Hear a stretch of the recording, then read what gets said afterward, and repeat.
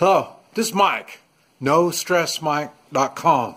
Okay, I want to talk about home invasions. I had somebody ask about it, and I don't remember if I've ever done a video on home invasions. But first, let me clarify a little bit of my experience. Okay, I've owned businesses, and anybody that's owned a business knows you need to secure your business. And even with a secured business, there's going to be people getting in. And I've had restaurants, and I remember one time they had a prison bus wreck, and it was just down the road, and we had a whole bunch of escaped prisoners running around. I had to secure my restaurant with people there, and of course the people wanted to go home, and so I had a bunch of firearms, and I would issue you, we gotta remember I'm country folk, and so I would issue a gun to everybody leaving my restaurant. They all had guns, and most of them were in their homes. That's why they wanted to go home before the criminals got into their home. It was funny because the police came into the restaurant and they said, lock up the restaurant and don't let anybody leave. We have a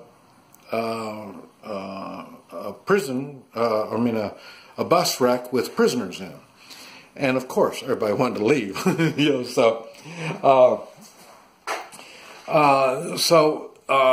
Securing your business, securing your home.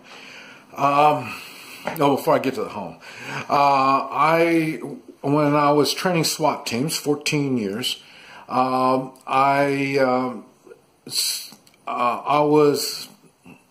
had a unique way of training. Kind of like, so my opinion on things is kind of unique. So was my training. And it was very physical. It was painful. I hurt people when they made mistakes. That's my job. And I did school buildings. I've done government buildings. I've done courtrooms. I've done other things. Okay. We were setting up scenarios on certain things that would happen. Remember, my specialty is counterterrorism. Hostage rescue was my specialty. And so I had to learn to enter any facility at all. So in other words, government buildings or anything, I can get in at one time. I used to be able to get into any type of a structure. And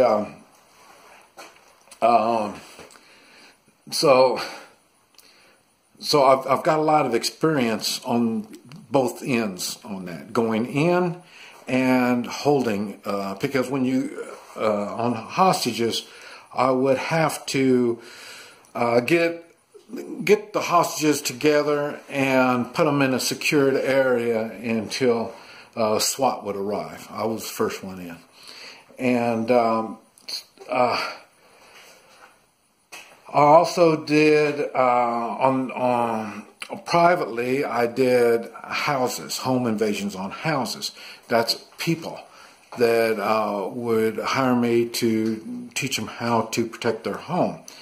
And all types. I mean, from normal folk to rich folk in mansions and stuff like that. So, big houses, big structures. So I've got the experience in doing this. Okay, and so I look at things different than most people.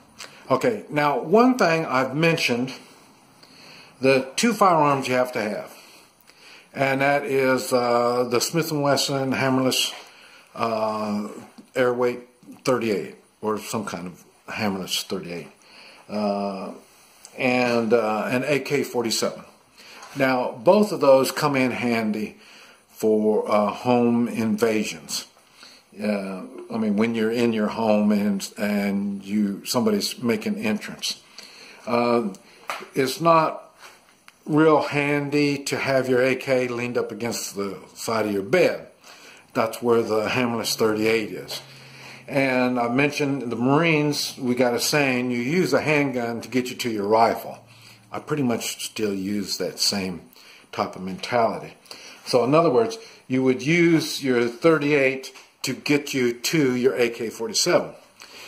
Now, and people say, well, AK-47, you're crazy, the bullets go right through the walls and stuff like that. Well, okay, for one thing, you're living in a wooden house. So that's why you're coming up with this kind of crazy stuff. Not all people live in a wooden house. Remember the 3 little pigs? Okay. Now, and even though what you do with an AK-47, I'll tell you what I do is I got mine loaded with porcelain bullets. Porcelain. They're kind of a glass. So it breaks. It's enough to go through, if I'm in a wooden house, it's enough to go through one wall, and but not completely through the house and bother my neighbors. So that's what I do. Now, not all of my bullets are like that. The first maybe half a dozen are porcelain. Consider that your warning. After that, then we go into the stuff that'll go through walls and cars and stuff like that. In other words, you're going to be lucky to get out of my house and get in your car and get down the road, because, like I say, I'm going to try to get. Now, remember again, I'm living out in the country. The 911 is to clean up after I get done. So that's another thing. Now, we're covering the weapons. Okay, and the other weapon that I don't talk about, and is a very good weapon, is the 12-gauge shotgun, a pump. And that is really a very good use. Normally a shotgun is a support weapon. In other words, you need other people around you with other kind of weapons, because a shotgun by itself is not going to do good. It will do satisfactory in a house type situation, now under normal conditions. And the reason I say it is because, and you can use most any kind of shot other than a slug. You don't want to use a slug in it, but you can use bird shot, you can use double-aught, you can use most anything. And the reason is, it will, some cases it will go through the wall, but it won't go through the second wall. And so that's what makes it, and that'll make it a pretty good thing. And like I say, you don't have to be real accurate with it. So that's why I would suggest a shotgun.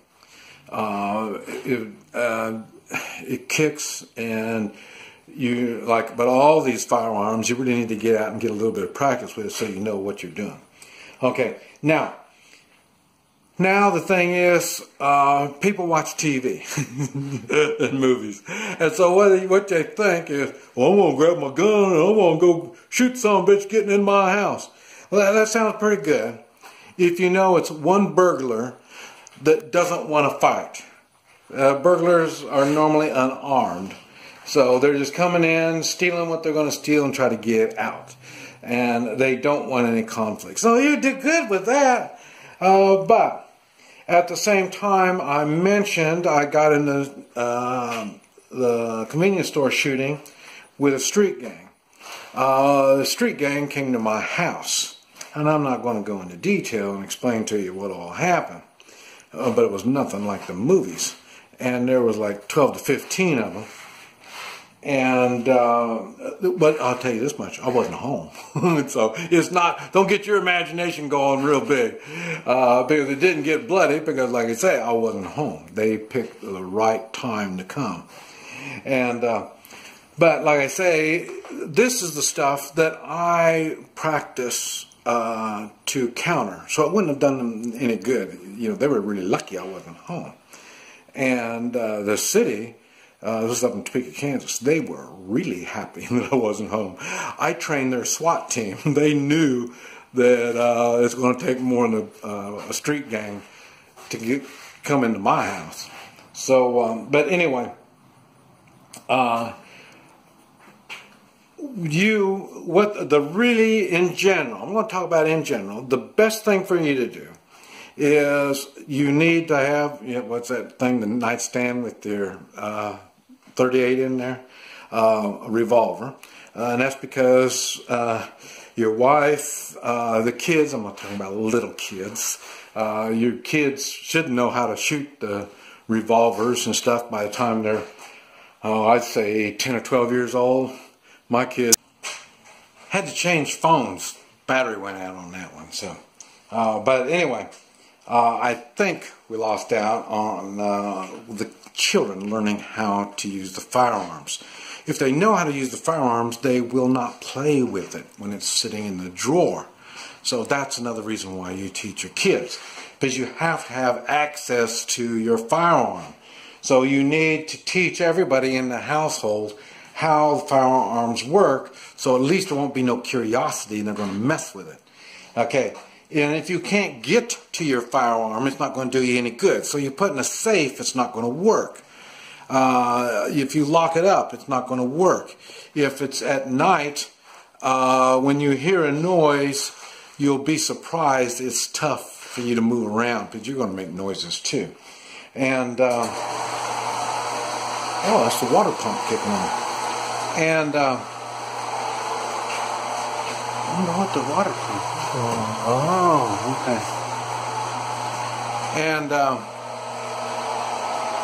so the best thing is don't leave your bedroom. If it's you and your wife, stay in the bedroom. If you've got kids, you need to have the kids look down the hall, make sure the kids' rooms are okay.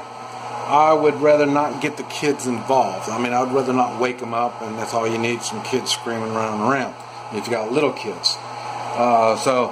Or if you have the time, get them into the bedroom or a safe room. You have a place where you have more firearms and everything that you need safe. Really, it should be a place where you'd be safe from tornadoes. And that would be a good thing too. But this is just kind of a general idea on what to do in home invasions. And don't count on your alarm. Every second counts during a home invasion. So you're going to have problems if you're thinking you're going to wait for the cops. And when you dial 911, you mention your address, who you are, and tell them there's home invaders. And you either the best thing to do is just set the phone down so they can hear what's going on. Don't talk to them. What they're going to do is ask you questions like, how many are they? Are they armed? And all this kind of stuff. And the reason is they're concerned about the safety of the officers. Understandable. You are concerned about the safety of you and your family. Understandable. So your safety is a more priority than the law enforcement is. So don't talk to them. Just stay focused on what you have to do. Have your plans made ahead of time and stay focused on your plans. This is Mike, NoStressMike.com.